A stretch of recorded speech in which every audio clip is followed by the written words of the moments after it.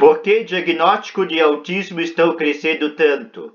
Estatística divulgada dos Estados Unidos mostra que a detecção desse transtorno segue aumentando, inclusive em grupos onde ele era menos comum, como meninas, negros e hispânicos. Maior conscientização sobre o tema é o principal fator por trás dessa ascensão. Pela primeira vez, proporção de meninas com autismo superou 1% no levantamento periódico americano, foto jet imagem. A escritora Renata Formoso confessa que sentiu um alívio ao saber que seu filho Noah, que hoje tem 7 anos, é autista.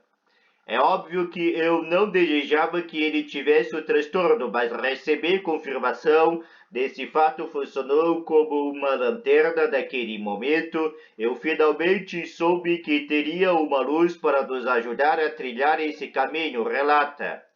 Renata vive em Londres, no Reino Unido, e diz que nunca havia reparado algo atípico no comportamento ou na forma com que Noah interage com o mundo. Ele sempre foi uma criança muito falante e não teve nenhum atraso no desenvolvimento. Porém, quando Noah tinha 3 anos e meio, a professora da creche veio conversar com a gente e nos orientou a procurar um neuropediatra, conta. Segundo a professora, o menino estava com alguma dificuldade na sala de aula, principalmente na hora de interagir e socializar com os colegas. Mas daí veio a pandemia de Covid-19 e os planos de passar uma avaliação médica tiveram que ser postergada por praticamente 2 anos. Nesse período, eu comecei a ler bastante sobre autismo, também passei a perceber vários sinais como o fator de meu filho cantar bastante, como se toda brincadeira precisasse de uma trilha sonora, detalha. Aos 5 anos, o menino finalmente conseguiu passar com um neuropediatra que confirmou oficialmente o diagnóstico de autismo e garantiu aquela sensação de conforto citada por Renata. Foi um grande alívio entender que Noah tem certos limites que precisam ser respeitados por nós como mãe e pai, pelos familiares e pela comunidade. Percebi que todos passaram a ser mais pacientes e isso não modificou em nada a criança maravilhosa que ele sempre foi. A escritora Renata Formosa, em primeiro plano, diz que o diagnóstico de Noah ao fundo serviu como uma luz, foto arquivo pessoal. Embora cada paciente seja único e tenha suas particularidades, a história de Noah está longe de ser única. Todos os dias, diversas crianças são diagnosticadas com autismo em todo o mundo. E os números mostram que a detecção desse transtorno do desenvolvimento marcado por dificuldade de comunicação, comportamento repetitivos e interesses restritos está em franco crescimento. Uma pesquisa recém-publicada pelo Centro de Controle e Prevenção de Doenças, CDC, dos Estados Unidos, revela que 1 a cada 36 crianças americanas com menos de 8 anos tem autismo. Este trabalho, que é repetido a cada 2 anos, revela uma tendência sólida de aumento dos casos. Na edição anterior do levantamento, a taxa que estava em 1 caso a cada 44 meninos e meninas. Para ter uma ideia do ano 2000, a prevalência era de 1 em 150 nos estudos preliminares da área realizados ainda nos anos 1960. Esse número era estimado em 1 a cada 2,5 mil. Mas afinal, por que o diagnóstico de caso de autismo cresce tanto? Embora não existam respostas definitivas para essa pergunta, especialistas suspeitam que a maior conscientização sobre o tema seja a principal explicação para o fenômeno. O que diz a pesquisa? O artigo do CDC avalia que os diagnósticos de autismo em diversos centros de saúde espalhados por 11 estados americanos.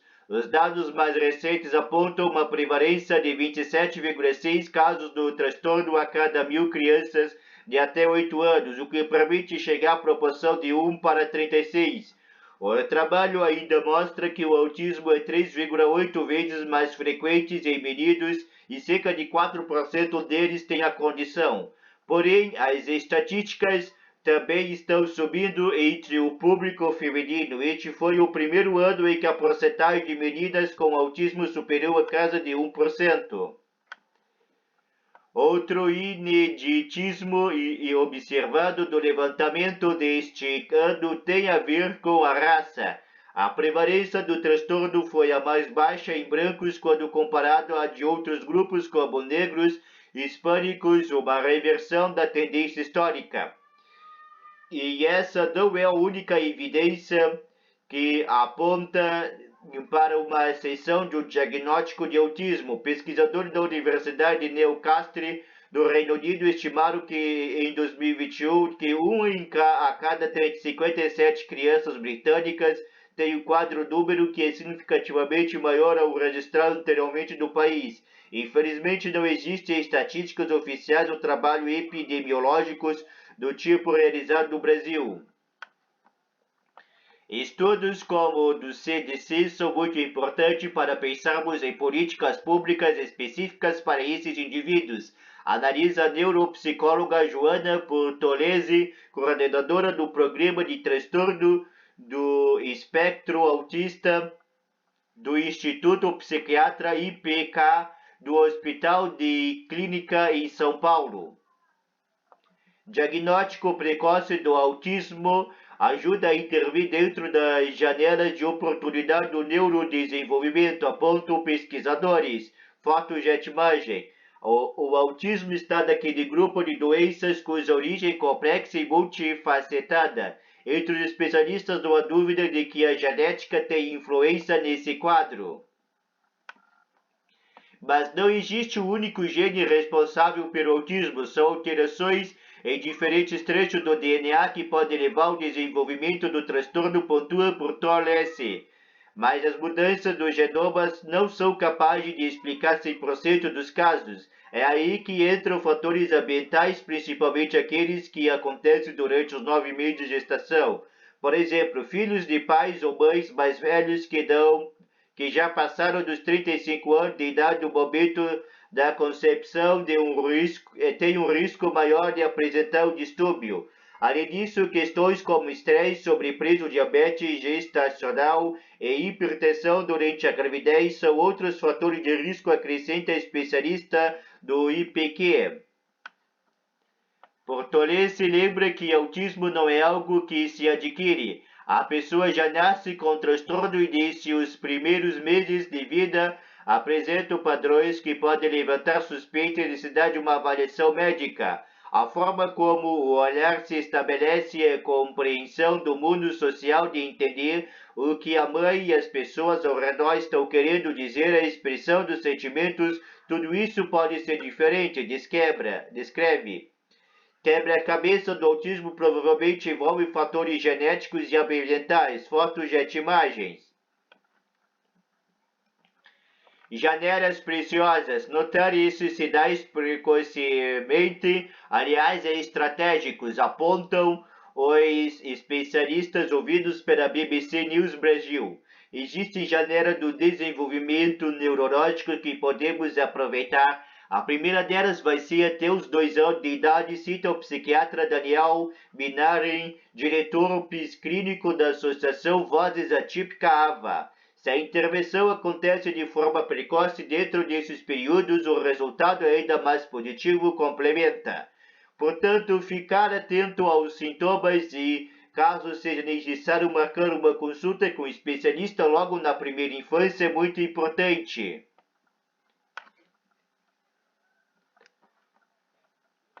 De forma resumida, o autismo se pronuncia do tripé de sintomas. Primeiro, os distúrbios relacionados à comunidade e à fala, segundo, os comportamentos repetitivos. Terceiro, os interesses restritos em que o indivíduo foca muito em apenas uma ou pouca coisa bem específica, informa Mirarim. Os autistas gostam de outras pessoas, têm sentimentos e querem interagir, esclareci Portolese. A grande questão é que, justamente pela dificuldade de comunicação social, muitas vezes eles ficam focados nas coisas que os interesses, porque é difícil de entender a sutileza do subliminar, complementa ela. Não existem exames específicos para detectar os transtornos. Os profissionais de saúde recorrem a alguns questionários validados cientificamente. Eles podem fazer uma série de perguntas para investigar o caso em seus mínimos detalhes antes de chegar a qualquer conclusão. A idade em que ocorre o diagnóstico, inclusive, é algo que precisa ser melhorado. No levantamento do CDC, o transtorno costuma ser descoberto aos 48 meses ou 4 anos de vida. O ideal, de acordo com as diretrizes internacionais, é que a conclusão de que a criança tem autismo acontece um pouquinho antes de a partir dos 36 meses ou 3 anos, justamente para aproveitar esta janela de oportunidade de intervenção do desenvolvimento neurológico. Isso, claro, não significa que o diagnóstico tardio do autismo é um desperdício. Ao descobrir o transtorno em qualquer faixa etária, mesmo na adolescência ou na fase adulta, a pessoa pode buscar uma melhor compreensão sobre si e iniciar tratamentos para aliviar sintomas específicos ou dificuldades que prejudicam o bem-estar e a qualidade de vida. Informação e conscientização. Mas afinal, o que explica esse aumento diagnóstico das últimas décadas? Quando vemos curvas ascendentes de casos como o do autismo, sempre ficamos com uma pulga atrás da orelha. Será que existe algum fator biológico por trás disso? Questiona Birarim. Mas preciso ter cuidado com teorias da conspiração ou informações falsas. Não há nenhum fator ambiental que tenha se modificado recentemente e que sirva de explicação para esse aumento, continua o psiquiatra. O que vemos de mudança, na verdade, é uma melhor conscientização sobre o autismo com a disseminação de mais informação tanto entre os profissionais de saúde quanto entre a população completa.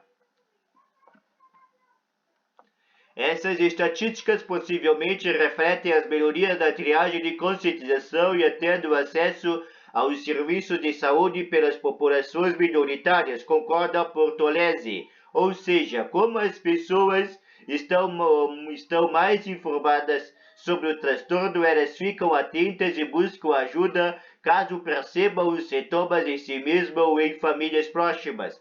Para o neurologista pediátrico Carlos Takeuchi, assessor científico do Instituto PACE, pesquisa de ensino em saúde infantil em São Paulo, pesquisas futuras precisam investigar melhor esse aumento do diagnóstico.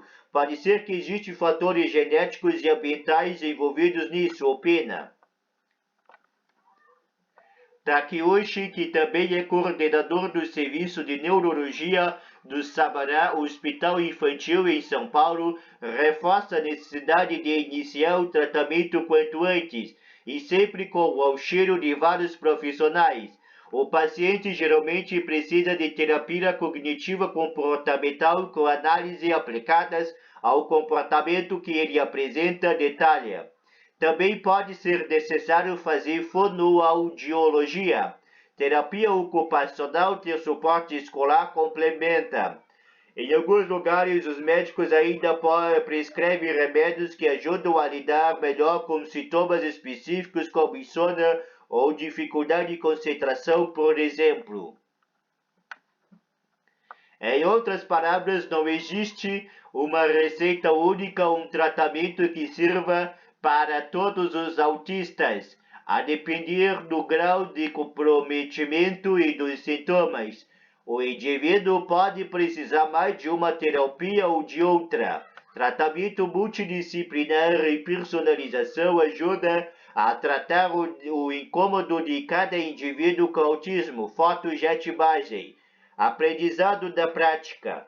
Cerca de 2 anos após o diagnóstico de Doa, Renata reflete algumas coisas que gostaria de dizer para todas as famílias que recebem uma notícia parecida.